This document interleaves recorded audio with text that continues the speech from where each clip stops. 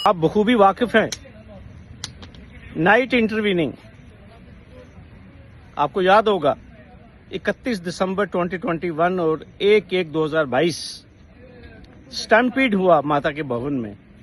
12 लोग उस दिन भी शहीद हुए और हमारे एलजी साहब जो कि चेयरमैन है माता वैष्णो देवी श्राइन बोर्ड के, उन्होंने नई खबर, नई दृष्टि, नई दिशा, रंगीन खबरों की परत दर परत खोलता है।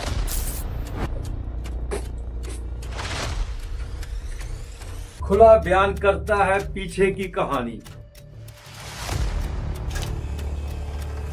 जुड़े रहे एपीजी न्यूज के साथ।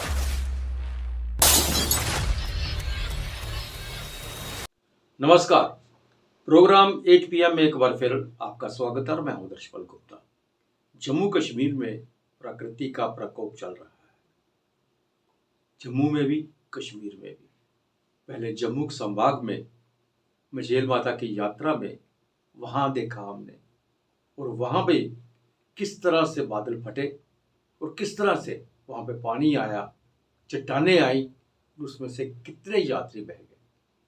कुछ का तो पता चला, तो मिल गई उनकी डेड बॉडीज, कुछ का तो पता ही नहीं चला वो कहाँ बह गए, कहाँ दब गए, क्योंकि वहां पे पता ही नहीं था संख्या कितनी खड़ी थी। लंगर था, लंगर में लोग खाना खाने के लिए आए थे।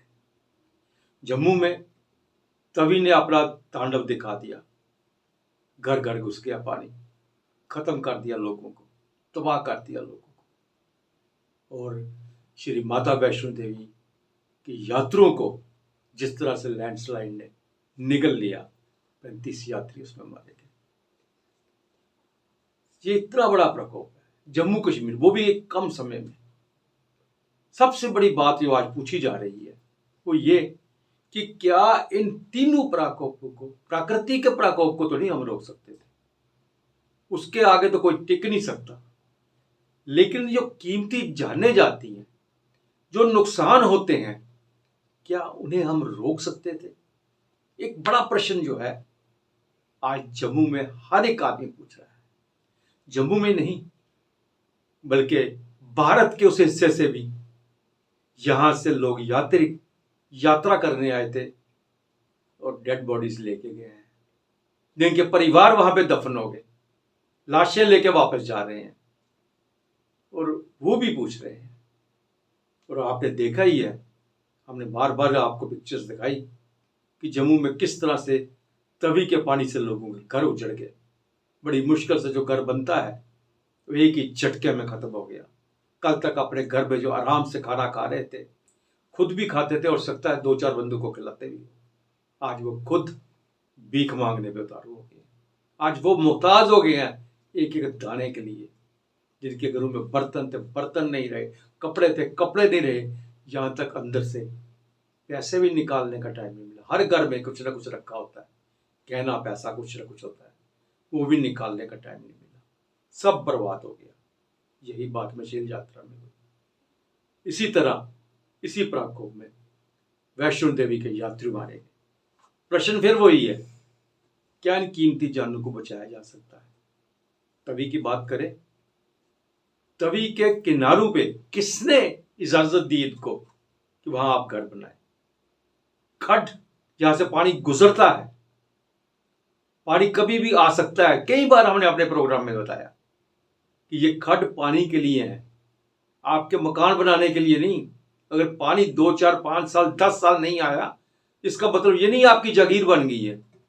पानी तो आएगा, और पानी अपना रास्ता खुद बना लेता है। कितने पुल टूट गए हैं जम्मू के, हाईवे कट गया है, श्रीनगर का रास्ता बंद हो गया है, लेकिन पूछो इनसे किसने इजाजत दी?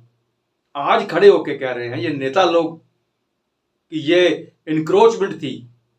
उस वक्त कहां थे जिस वक्त इंक्रोचमेंट हो रही थी? तब आपने क्यों नहीं रोका इनको? क्यों होने दी इंक्रोचमेंट? और आपके डिपार्टमेंट्स इतने हैं जिन्होंने खुद इंक्रोच किया है तवी को। तवी का पुल टूटता है लेकिन कोई इंक्वायरी नहीं होती। एक बार नहीं, 2 बार, 3 बार, किसी को फिक्स नहीं किया जाता कि क्यों टूट रहा है ये पुल बार बार। आखिर 190 करोड़ रुपए जिसपे लगे हो तो पानी का झटका भी नहीं सह सके। ये तो भगवान की दया है कि उस पुल पर जा रही गाड़ियां जो है वो तो समा गई तभी में, लेकिन कीमती जानें बच गई, लेकिन बहुत सी जानों को नहीं बचाया गया। अब मुझे ये बताइए, जिस कॉलेज के, जिस यूनिवर्सिटी के बच्चे हॉस्टल में ऊपर बंद पड़े हुए हैं, उसका प्रिंसिपल ही है नहीं वहां पे, जबकि फोरकास्ट है, वेदर है, रेड अलर्ट है, पानी आ सकता है, तभी का पानी बढ़ रहा था, उनको निकाला क्यों नहीं गया? क्यों उनके बरने पर वहां पे छोड़ दिया उनको? ये तो हमारी कुछ टीम्स ऐसी थी जिन्होंने बचा लिया। लेकिन कहते हैं जब जहाज डूबने को आता है तो कैप्टन सबसे पहले भागता है। ये उल्ट हो रहा है ना, कैप्टन सबसे पहले नहीं भागता, कैप्टन एंड में भागता, या कैप्टन पहले भाग के चले जाते हैं। ये तभी का प्रकोप था।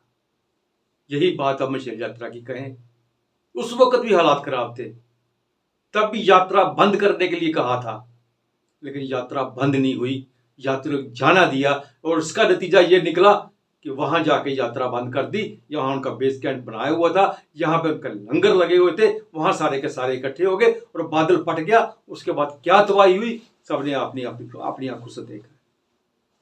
अब श्राइन बोर्ड की बात करते हैं, माता वैष्णो देवी की बात करते हैं। यहां तो बिल्कुल साफ लफ्जों में कहा गया था कि जम्मू के हालात जो है इस कदर रेड अलर्ट किया गया था, जम्मू के हालात इस कदर खराब होने जा रहे हैं, तभी का पानी बढ़ रहा था। बारिश के बारे में बता रहे थे कि बहुत ज्यादा बारिश होने वाली है, स्कूल कॉलेजेस सब बंद हो गए थे। फिर यात्रा क्यों नहीं बंद हुई? स्कूल कॉलेज जब बंद हो गए तो यात्रा क्यों नहीं बंद हुई? यात्रियों को क्यों जाने दिया इन हालात में, जबकि पूरा पूरा पता था इनको, फोरकास्ट था चीज का। फिर यात्रियों को वैष्णो देवी की यात्रा करने के लिए क्यों भेजा गया? ये एक बहुत बड़ा सवाल है। क्या कोई पूछेगा इनसे? क्या कोई इसका जवाब देगा?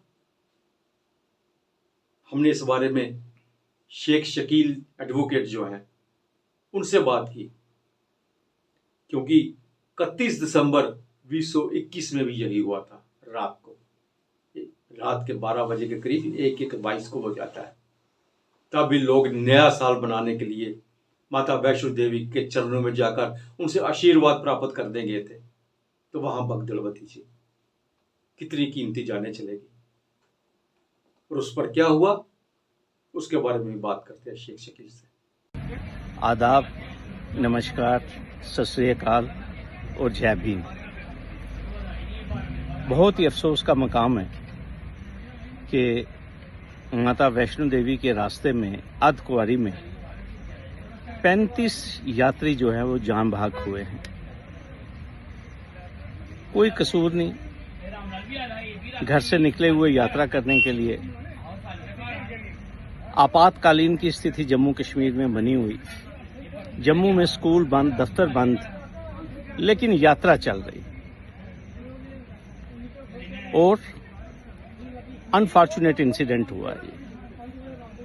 लेकिन मुझे पूरी उम्मीद है इसकी कोई रिस्पॉन्सिबिलिटी नहीं फिक्स होगी, क्योंकि माता वैष्णो देवी श्राइन बोर्ड में अकाउंटेबिलिटी फिक्स होती है स्मॉल फ्राइज की, जिनका कोई पूछने वाला नहीं है। लेकिन जो हाई अप्स हैं उनको एक इंस्टीट्यूशनलाइज प्रोटेक्शन मिलती है।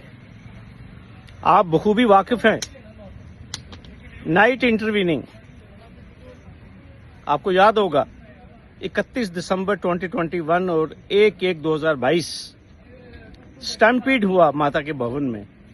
12 लोग उस दिन भी शहीद हुए, और हमारे एलजी साहब जो कि चेयरमैन है माता वैष्णो देवी श्राइन बोर्ड के, उन्होंने एक कमेटी का गठन करवाया जिसमें 3 ब्यूरोक्रेट्स थे, और उस कमेटी को कहा गया कि वो 7 दिन के अंदर अपनी रिपोर्ट देगी, और जो भी नेग्लिजेंट या डेलिंक्वेंट ऑफिसर्स आइडेंटिफाई होंगे उनके खिलाफ एक्शन लिया जाएगा। मामला जनहित याचिका में मैंने हाई कोर्ट में भी लिया, लेकिन हाई कोर्ट में भी वो इंक्वायरी रिपोर्ट जो है ना, आज तक उसने रोशनी नहीं देखी उस इंक्वायरी रिपोर्ट में। अब 35 मासूम लोग, उनकी जानें चली गई। कुछ लोग अभी अपने बच्चों की, अपने बेटियों की, अपने बुजुर्गों की अभी लाशें ढूंढ रहे हैं, लेकिन कोई रिस्पॉन्सिबिलिटी फिक्स नहीं होगी, ना कोई बात करेगा इसके ऊपर। क्यों? क्योंकि ये जम्मू कश्मीर है, नया जम्मू कश्मीर है। यहां रिस्पॉन्सिबिलिटी फिक्स होती है किसकी? जिसके साथ स्कोर सेटल करने हैं, उस शख्स के खिलाफ यहां पे एक्शन होता है जिसका कोई वाली वारिस नहीं है। मेरी गुजारिश है कि इस मामले को लाइटली मत लीजिए। मैं बार बार कह रहा हूं, और माता वैष्णो देवी खुल के इशारे दे रही है कि ये बेहुरमतियां बंद कर दीजिए आप। वहां श्राइन बोर्ड में जो हो रहा है, आप सब बखूबी वाकिफ हैं, कटरा के लोग सभी वाकिफ हैं, पूरे देश के लोग वाकिफ हैं वहां चल क्या रहा है।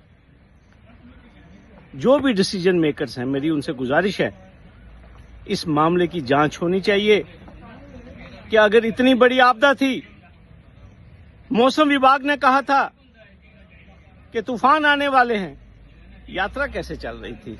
ये कुछ सवालात हैं जिनका जवाब चाहिए। आपका बहुत धन्यवाद।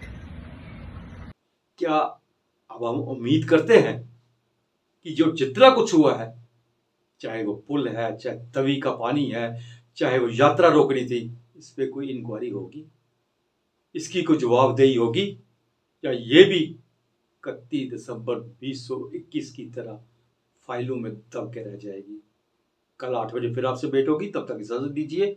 नमस्कार।